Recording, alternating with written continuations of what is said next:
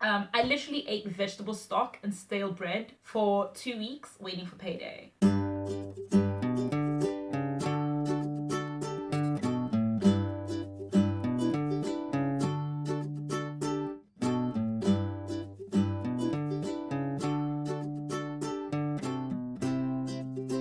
Good day, lovely viewer. Welcome back to my channel if you're a returning visitor, and if this is your first time, then welcome.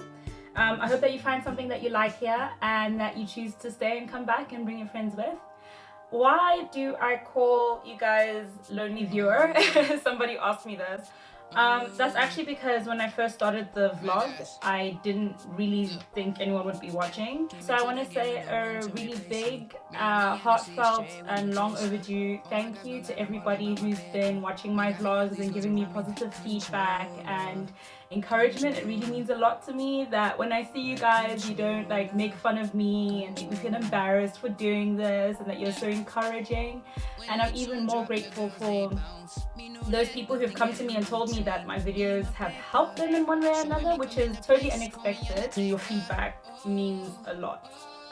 So thank you so much for that. So this week I'm going to be talking about tips for traveling. People who know me or follow me on social media see that I like to travel a lot when the opportunity and funds allow, or someone gives me a compelling enough invitation. I'm definitely there. I love to travel, I love to see new places.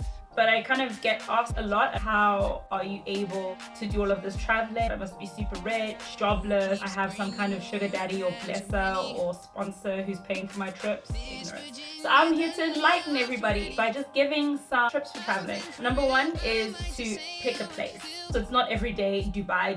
There are so many interesting but affordable places you can travel to that everybody isn't going to. If you want to go to Dubai because you want to go to Dubai, not because you feel any kind of pressure to be seen having taken a picture in Dubai. But as well as like these far-flung exciting places, you should really look into neighboring countries. In Europe it's really easy, it doesn't cost very much money. Yes, South Africa is quite a big country, but I think if you're driving, it doesn't have to cost that much to visit Mozambique, Namibia, Botswana, or any of our neighboring countries. There must be so many interesting things going on there. Don't always set the threshold too high. It doesn't have to be a super expensive, super luxurious, super far-flung, exotic holiday. If you are determined to see something new and enjoy yourself, you can do that practically in your own backyard. Consider a staycation. Nowadays, people are doing it more and more. I remember about 10 years ago, people were just like bewildered. Just consider the fact that there are places in your country, whether you come from Chile or South Africa, that people pay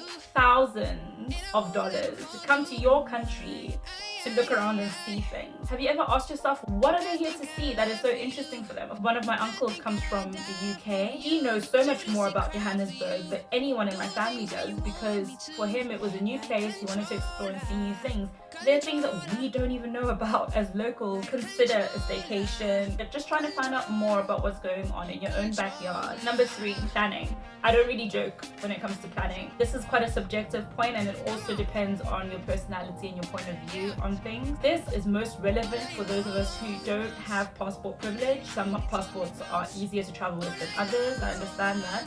But if you're a European or North American, maybe you can wake up one day and say, oh, I'm going to XYZ country. That's nice. This point is not targeted at you. This is for my friends with the other passports. Plan ahead. Guys, stop leaving things to the last minute. You're gonna stress yourself and be disappointed. I like to know where I'm gonna sleep every night. I like to know if they're gonna let me into the country when I get there. If you leave things to the last minute, it's gonna cost you a lot more money. And I'm not someone who likes to spend more money than I have to spend. It really irritates me. If you have the wrong kind of passport, even your money is gonna hit some limitations. So African people, plan.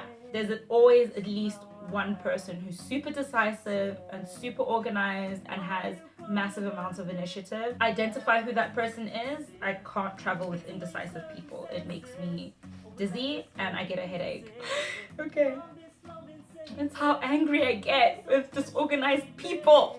Apply for your visa in time. Sometimes things might happen, you might not get accepted for the visa the first time. Maybe they require more documents, more information from you. It just gives you time, it gives you a margin to work with. Some documents you might not be able to just get like that. Find out if your country of origin is on good terms with the country that you're traveling to. Some countries can be very touchy about their borders and diplomacy. Ask for help from people who've done it before, but also read the website. Read the website. Don't take shortcuts, don't take chances, don't try to be smarter than the embassy, because it almost never works. Book your accommodation in good time. Try and find the line between what's good enough and what's a luxury. If you're not there just for the luxury. One super good tip is to use booking.com. You can reserve without payment, and also you can get a full refund on cancellations, sometimes even up to the day before the booking. Also, consider Airbnb. If there's a group of you, if the reviews say that the place is good, usually that is the case. It's nice, it's social, and it's comfortable. It's like being at home away from home, and it's more affordable than staying in a hotel. If you're more adventurous or you don't mind slumming it, try couch surfing, but obviously be mindful, be careful. Not everybody has good intentions. Probably only use the verified accounts. I've never couch surfed before, but I'm going to for the first time this September, and I'm hoping it's going to go well. Book your flights in time. As soon as you're able to book the flight, I think you should. This is all part of being decisive. If money is an object for you, then be smart, book in time, save that money for enjoyment when you get there. Maybe you can use that money towards nicer accommodation. Maybe you can use that money towards eating at nicer restaurants, or going bungee jumping or zip lining or doing the activity. I almost always decline invitations for last minute holidays because I really hate spending more than I have to spend. If I know that the difference is £200 or £300, I'm not coming, my friend. I'm sorry. Usually, the earlier you book, the cheaper, unless you happen upon some kind of last-minute city break deal, which are always great. Travel because you want to travel, not because some list of 25 things to do before you turn 25 told you that you have to travel. Make friends with people from abroad. So when I've traveled to places like Nigeria or Trinidad, I've known someone who is there, who knows the place, who can just tell you more about it, more nuanced things about the country than the tourist brochure can. Experience a little bit more behind the tourist facade. For me, it makes me feel a little bit more connected to the country, the experience, and the memory, and it gives me a better story. I love taking photos and trying to capture the memory in the photograph, and photos are fantastic for that. But I also learned something new, which I'd never done on previous trips. Jotting down some notes about the different places that you visited can actually sometimes jog your memory better than a photograph can. For me, at least, it's sometimes difficult to recall the story behind the picture. What? This is what my dad said. The road was so decrepit, it had potholes that would make Mpumalanga roads blush with shame. I have really bad handwriting. You need to be realistic. Be realistic. I'm speaking from experience here. Live and travel within your means, guys. Seriously. Don't make yourself suffer unnecessarily. I made an enormous mistake last year. I booked 3 huge trips back to back. I went to Canada. Straight from Canada, I went to Cancun. Not even a month later, I traveled to Eritrea. These were not cheap trips. At the same time, I was buying a new flat. I was trying to furnish the flat at the same time. It was stupid, to put it simply. Just be realistic, live within your means. I literally ate vegetable stock and stale bread for 2 weeks waiting for payday. Don't be that person. Guys, you need to know your means. You need to know what your limits are. And sometimes it's okay to say no. You can do that holiday next year. You don't have to do it right now. And when you say no, they will probably think you're making excuses, but it doesn't matter because they're not the ones who have to eat vegetable stock and stale bread. So be smart, have a little bit of self-discipline. You should find out how safe it is where you're planning to go. If locals try to advise you, or someone who's been there tries to give you some advice or caution you a little bit, don't ignore that advice. People have mixed experiences. Most Europeans I've spoken to who've traveled to South Africa really enjoyed themselves. The worst thing that maybe happened to them was that they were scammed out of like some money, or someone offered to help them with some luggage and disappeared with the luggage or something like that. That's the worst that has happened to most of the people that I know from Europe who've traveled to South Africa. Then you have others who have never been to South Africa, and probably I'm the only South African they've ever spoken to, or only Black South African they've ever spoken to in their lives, and everything that they've heard about South Africa is the blacks are rising up to eat us all. They'll rape your wives and daughters and eat your children, and they run with that.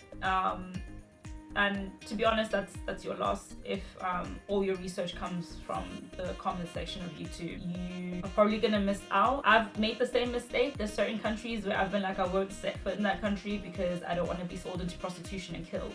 And someone looked at me and was like, I'm pretty sure it's not actually like that. So I've made that mistake before, guys. Be open-minded, but don't ignore warnings. What would be better than just relying on rants from the internet would be to speak to somebody from that country or speak to somebody who has been to that country, and they can give you a more realistic idea of how safe it is for you to travel to that place. And the last thing is just enjoy yourself the way that you want to enjoy it. Be safe. If you have any other travel tips that I've just completely overlooked, then please comment. Let me know what you think. What are some really fun places you've traveled to recently, or some great places you would recommend traveling to? Until next time, be safe.